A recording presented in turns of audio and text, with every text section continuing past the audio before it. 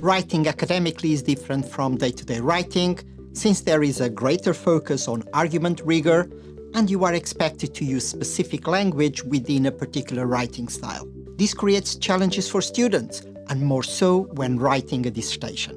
One way of overcoming writer's block and move towards writing academically in your dissertation is to use academic phrase banks. Today's video uses footage from a webinar that I recently delivered to academics in Asia. In the video, I explain what phrase banks are, how they are beneficial, and how you can get hold of a phrase bank. I will also show you one that I recommend. If you enjoyed the video, don't forget to like it, and if you like it, don't forget to share it with your classmates.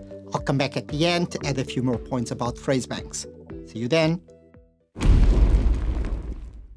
The best way of tackling the literature review, writing literature review, is to approach it as a two-stage process. First, you do it, you identify what you want to write about, and that comes through analysis. And then you think about writing, which basically it's about communicating it effectively and efficiently.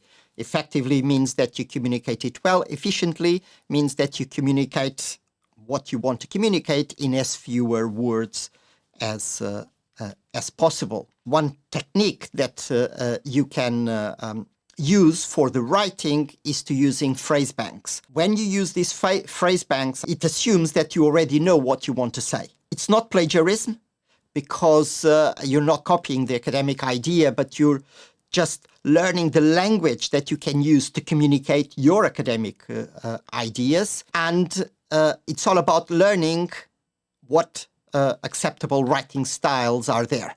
Let's see what these phrase banks are about. So you're going to our browser, and I'm going to write Manchester Academic Phrase Bank. And it takes us to this phrase bank, which is a great resource. Actually, I found out about this bank through a student who used it. She mentioned it to me. And what it does, it gives you sentences for certain purposes. If you want to communicate cautiousness, you can use certain expressions. These frequent storms could be due to climate change. So you are not being 100% sure. You're almost like speculating that there could be a cause. If you want to advise cautious interpretation of results, you could use expressions like, these findings cannot be extrapolated to all patients, to all customers, to all nationalities, whatever you want to say. Obviously, you need to adapt them, but these phrase banks are an amazing resource that you can use to help you learn the language that you can use to link and express the analysis that you've carried out.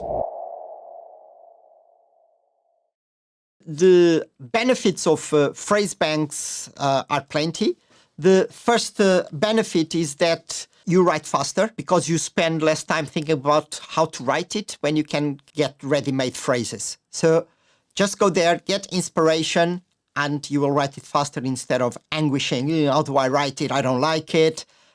If you use the phrase bank, it's going to be good straight away. The second benefit is that you will write better. And here, you'll write better because you will use accepted academic language or discourse. So you're not, you don't risk being told your language is too personal or too common sense.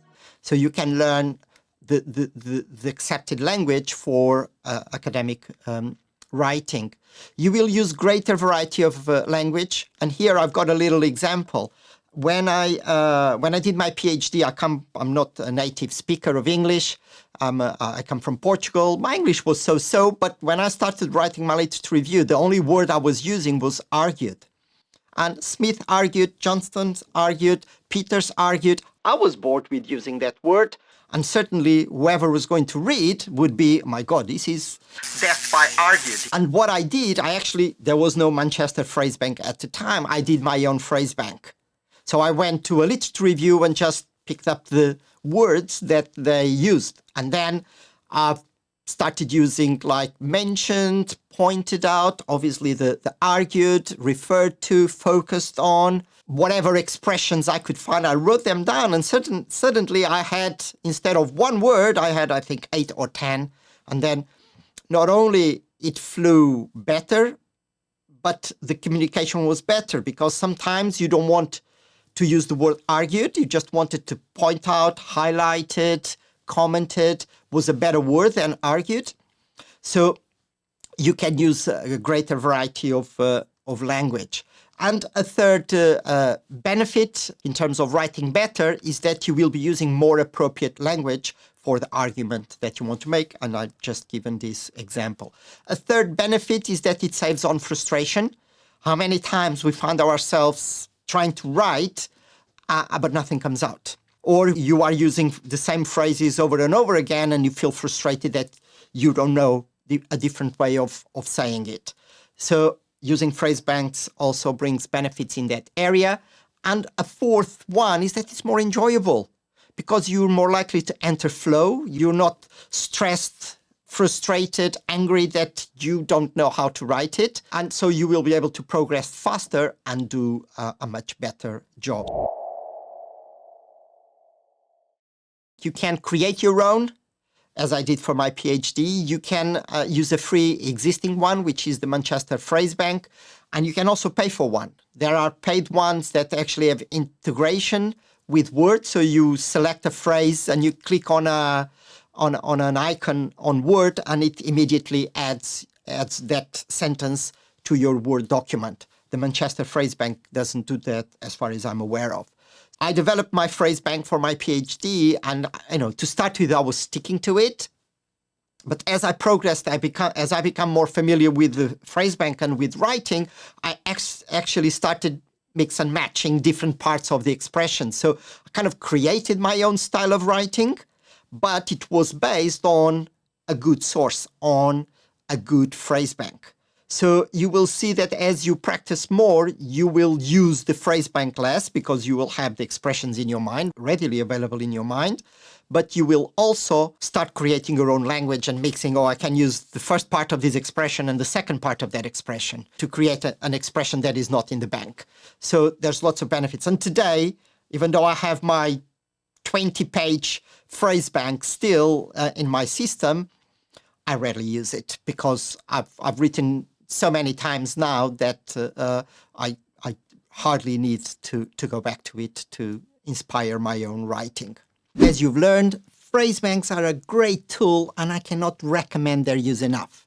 They were life-saving for me, they have been life-saving for my students who use them, and I'm sure they will be of great value to you. I always recommend students to separate the doing from the writing.